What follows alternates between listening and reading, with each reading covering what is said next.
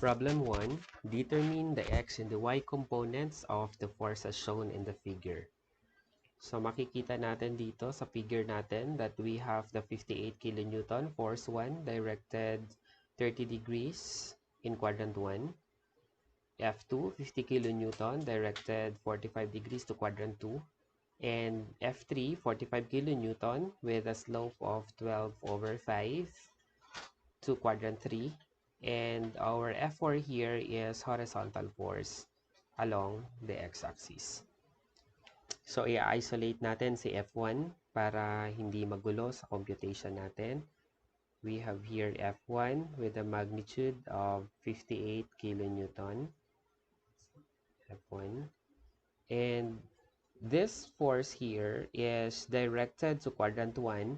So, meaning your x component, F1x, is positive, and your y component, F1y, is also positive. This is 30 degrees from the horizontal. Okay, so F1x is adjacent side. The F1y is the opposite side. So in solving for the F1x, that is adjacent and hypotenuse sa cosine. So F1x is equal to 58 kN multiplied by cosine 30 degrees. So F1x is equal to 50.23 kN. And it is positive. So ilalagyan natin siya ng direction directed to the right. And your F1y is the opposite side. So that is 58 opposite is sine 30 degrees. Therefore, F1y is equal to 29 kilonewton. And it is directed upward. Okay. Isolate naman natin si F2. F2 is 50 kilonewton to quadrant 2. So we have here F2, that is 50 kilonewton directed to quadrant 2, and this is 45 degrees. So forces directed to quadrant 2, we have the negative x component. So that's F2x, it is negative. And our y component here is positive. That's F2y positive. Okay? So, identify muna natin yung mga sides natin. If this is angle 45, your hypotenuse is your F2. Your adjacent side here is the F2x, and the opposite side is the F2y. So, solving for F2x, F2x is equal to, so that's negative because it is directed to the left. F2, it's 50 kilonewton. F2x is adjacent, so it's cosine of 45 degrees. So F2x is equal to negative 35.36 kilonewton. Okay? So, kung bakit negative siya, it is directed to the left. Kung tatanggalin natin yung negative, then we should say that this is 35.36 kilonewton directed to the left. Okay? So, for the y component naman, our F2y, so F2y natin is positive, and it is opposite, so it's sine 50 sine of 45 degrees. So, our F2y is equal to 35.36 kilonewton directed upward. Okay, so if we are going to isolate our F3, our F3 here is 45 kilonewton with the slope of 12 rise and 5 run. So this is our y component, F3y, and this is our x component, F3x. F3y is directed downward, so this is negative. F3x is directed to the left, and that is negative. So kung titingnan natin, ito kasi ay nasa quadrant 3, so negative yung x component natin, at negative din yung y component natin. So, unang gagawin natin ay isosolve muna natin yung value ng r. Your r is equal to the square root of 12 squared plus 5 squared. So we have r is equal to 13. Solving for the value of F3x, F3x is negative. That is the force, 45 kilonewton, multiplied by the, since this is x component, so that is the x, 5, over our diagonal r, 13. So that would give us F3x equal to negative 17.31 kilonewton. So meaning the F3x is equal to 17.31 kilonewton directed to the left.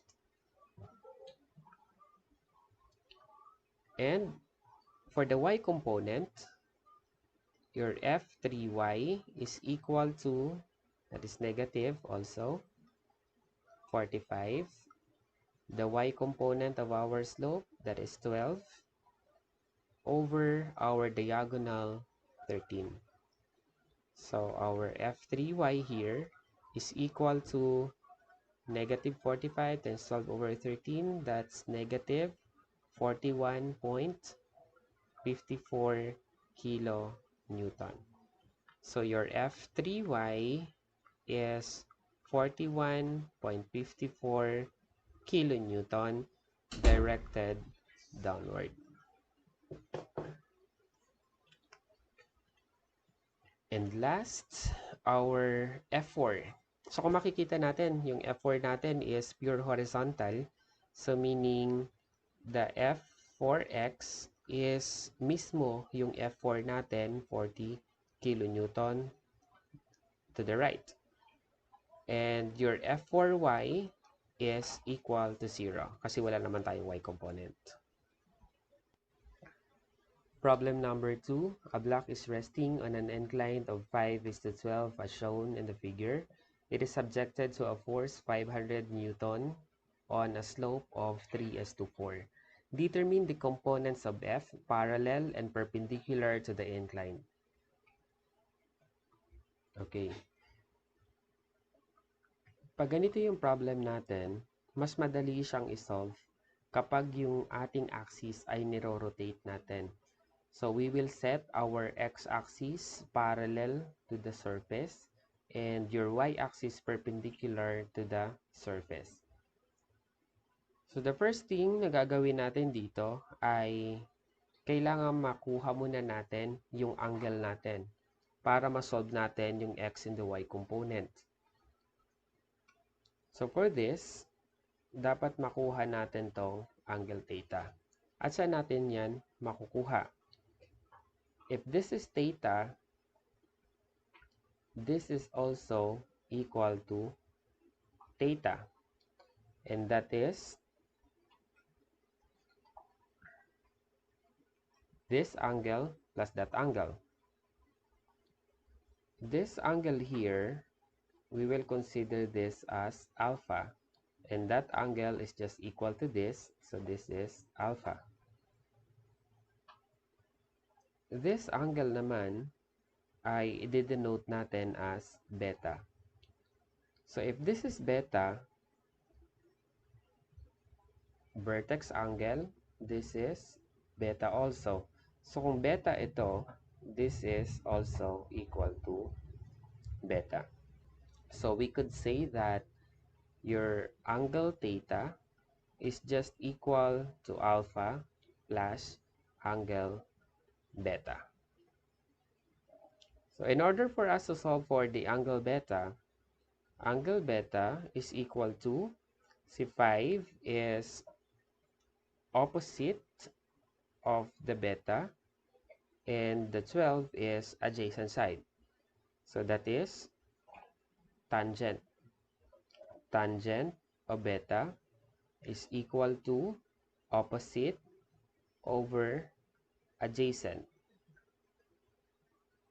Beta is equal to arc tangent of 5 over 12. For the alpha, your alpha is equal to opposite over adjacent, so tangent din siya. Tangent alpha is equal to 3 over 4. So alpha is equal to arc tangent of 3 over 4. Our theta is equal to alpha plus beta, so that would give us alpha arc tangent of 3 over 4 plus beta arc tangent of 5 over 12. So our theta is equal to 59.49 degrees. Okay. Since nakuha na natin yung theta, we can now solve for the value of our fx and the fy, wherein si fx yung parallel sa ating incline and our fy is perpendicular to the incline. So, fx is directed to the right kung ito yung ating x-axis. Therefore, fx is positive. Si fy naman is directed downward, meaning your fy is negative. If this is your angle theta, the fx is adjacent side, so that is cosine. And the fy is opposite side, so that is sine. So solving for the x component,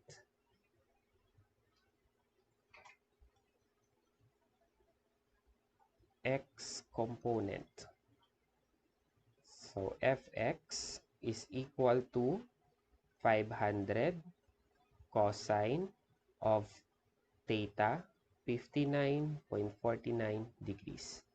So your fx is equal to 253.85 Newton.